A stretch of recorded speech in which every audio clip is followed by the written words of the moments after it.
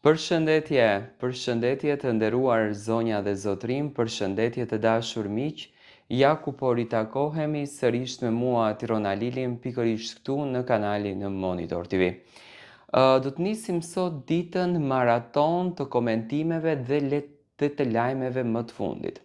Unë realisht sot kam përzgjedhur që të startoj me Ferma VIP, një nga reality show që këtë vit po mbërthen audiencën shqiptare, ka krijuar dhe fenomenin e saj. Do të ndaloj të flas për Mimozën edhe për Zhakun, siç duket Mimoza dhe Zhaku që nga momenti kur Agai i përballi të dy vajzat në vil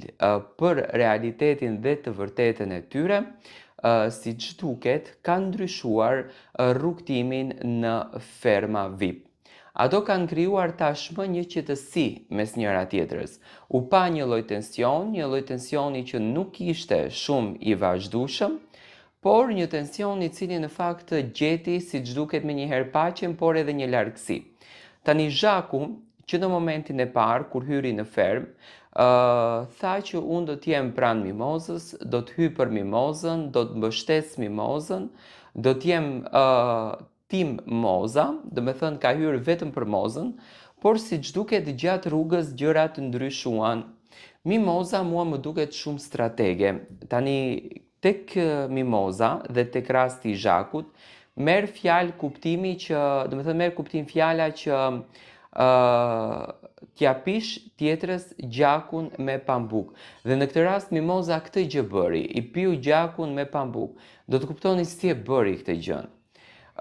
Pas një debatit do me thënë të bërë mes të dy vajzave, Mimoza nxori një histori, nxori një të vërtet që në fakt na shokoi të gjithëve, një të vërtet që menjëherë filluam ta mençojmë cila ishte qëllimi i hyrjes së Zhakut në ferm. Dhe në momentin që Mimoza e tregoi që Zhaku ka patur një marrëdhënie me eksin e Mozës, do me thënë ka patur një lidhje dashurie, gjë që në fakt u konfirmua edhe në prajmin e kaluar, menjëherë filluam të kuptojmë që lojën e bëri Moza dhe nuk e bëri Zhaku. Tani Moza ka patur dyshime që në start, sepse ka ditur një të vërtetë, do me thënë Moza ka qenë në dieni të gjës që ka ndodhur dhe është mëse normale që ti t'ja marrësh tjetrës dikur të dashurin, edhe pse ai aktualisht ka qenë akoma në lidhje me zonjën në fjalë, dhe ti do me thënë më pas të futesh brenda në fermë edhe të bësh tim Moza. Unë mendoj që Zhaku nuk e priste që ti del kjo gjëja, nuk e bëri shumë të madhe, nuk e diskutoi shumë. Mimoza diti ta menaxhon situatën, do me thënë Mimoza luan thik me dy presa, e goditi Zhaku, e nxori keq Zhakun, sepse Zhaku mundua ta godet Mimozën nga gjë që quhej servile, dhe Mimoza ja paguajti në mënyrë intelektuale, duke e goditur në këtë formë dhe pastaj u tërhoq. Do me thënë Mimoza dhe Zhaku nuk dinte më se çfarë të bën. Dhe gjatë prajmit Mimoza përsëri diti ta rregullon situatën, diti ta luan situatën, diti ta menaxhon situatën bukur që përsëri edhe opinionistët, edhe Zhakun, edhe produksionin e nxori jashtëzakonisht keq. Do me thënë e goditi ashpër të gjithë formatin. Unë shoh një Mimoza e cila do me thënë me strategjinë e saj, me natyrën e saj jam i bindur që avash në formën se si ajo di, do t'i nxjerrë të gjithë fermerët nga shtëpia. Do me thënë Mimoza i çon deri në atë pikën që fermerët nuk përballen dot me Mozën dhe nga acari do me thënë dalin në këtë gjendje. Tani, ai agravimi i madh që ishte, ai mlefi i madh që ishte, ai nati i madh që ishte mes Ilirit, mes Zhakut dhe disa protagonistëve të tjerë kundër drejt Mimozës, siç duket ka rënë në një paqe, sepse Mimoza e shikon, do me thënë ato e shikojnë vetë që Mimoza ka një super fuqi brenda në fermë dhe nuk është produksioni, ajo nuk është fermerët, por është publiku. Do me thënë kanë arritur ta kuptojnë që Mimoza ka një fanbase shumë të gjerë jashtë. Tani duke njohur karakterin e Zhakut, do të thënë një vajzë që një javë më përpara bënte çuditëra brenda shtëpisë, dilte me bikini, pinte alkool,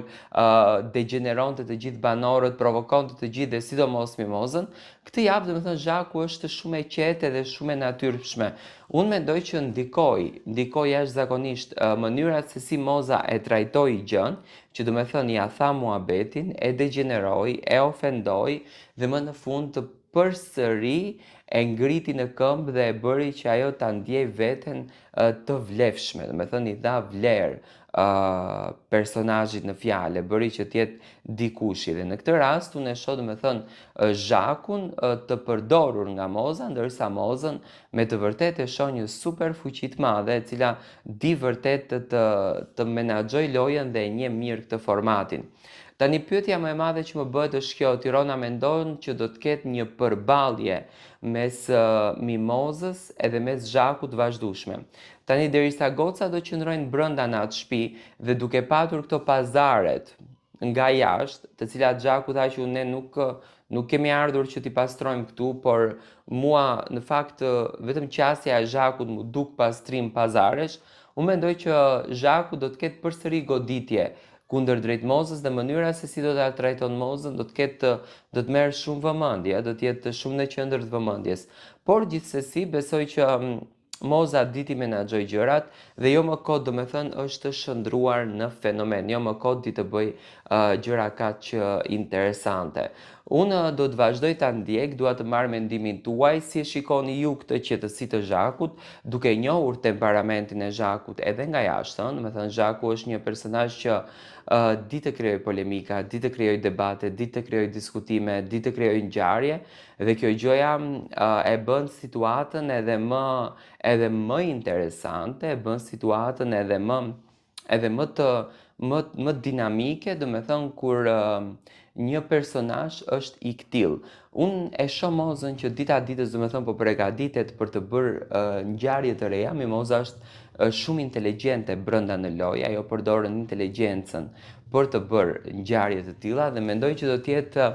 e bukur, do të jetë fantastike fakti ku një personazh publik siç është Moza do të di të menaxhoj veten, do të di të menaxhoj çastin dhe do të jetë e super komentuar dhe dashur tek publiku shqiptar. Le të presim se çfarë do të ndodh, le të komentojmë atë që do të ndodh dhe le të kthehemi në kanalin Monitor TV për të sjellur pranë jush ngjarjet më të fundit, më thënë për të komentuar dinamikat më interesante. Unë mendoj që Moza në këtë formë do mundohet avash për ta djegur fenomenin në Zhakut, më thënë për t'ja rënduar lojën brenda, sepse Mimoza nuk është njeri që ngre zërin, Mimoza nuk është njeri që vërtet, do të thënë ka strategjinë e saj se si të tërheqë vëmendjen të audiencës.